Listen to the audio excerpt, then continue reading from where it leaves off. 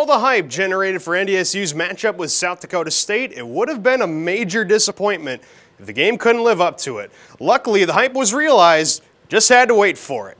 Dana J. Dykehouse Stadium, the Dakota marker's on the line.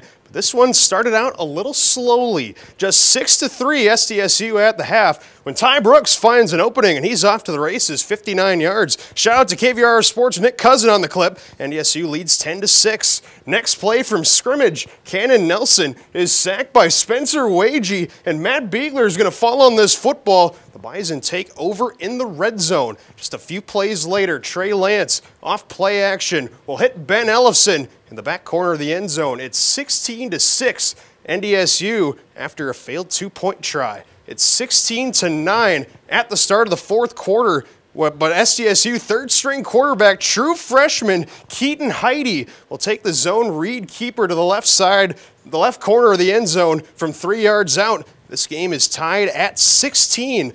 On the ensuing drive, however, NDSU wants to get tricky with Dimitri Williams on a halfback pass, but he's going to lob this into the air, and it floats into the arms of Levi Brown, and the Jacks have it near field goal range. Next, 3rd down and 9. Heidi's pass to the left side of the field is going to be picked off by Josh Hayes. That's the first pick of the season for Hayes, and he picked a really good time for it. Now it's 4th and 1 at NDSU's own 29-yard line. What do you do in this spot? Well, you take it to the outside, of course. Adam Cofield busts it loose. A 71-yard sprint to the house. 23-16 North Dakota State. One last gas coming from the Jackrabbits offense, but Derek Tuska, the Warner, South Dakota native, takes over on that last drive with 2 sacks on Heide. NDSU survives in an instant classic. They're keeping the marker in Fargo for one more year.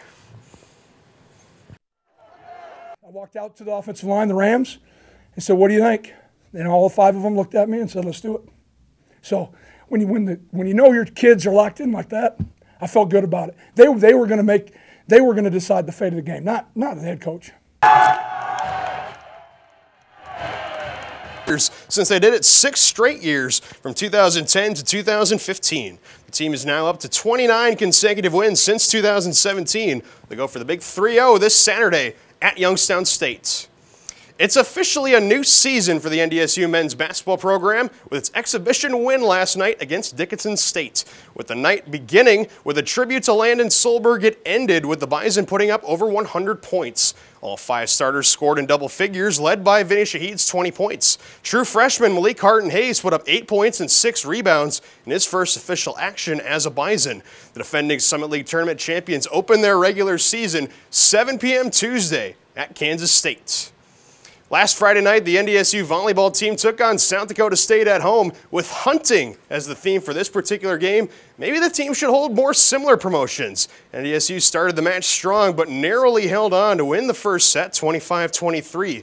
Syra Tanchin racked up 5 of her 9 kills in that first set alone. The second set saw the Bison go on a 12-3 run to take a commanding lead, highlighted by this putback coming onto your screen a little bit from Alexis Bachmeyer. Right there, the tip. NDSU takes that set 25-14. The Jackrabbits would win the 3rd set, but the Bison would take the match in 4. NDSU lost to Omaha on Sunday. They start a 4-game road trip tomorrow at Purdue-Fort Wayne.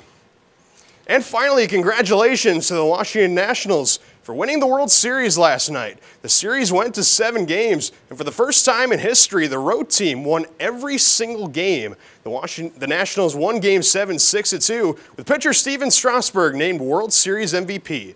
This is the first championship in franchise history, dating all the way back to 1969.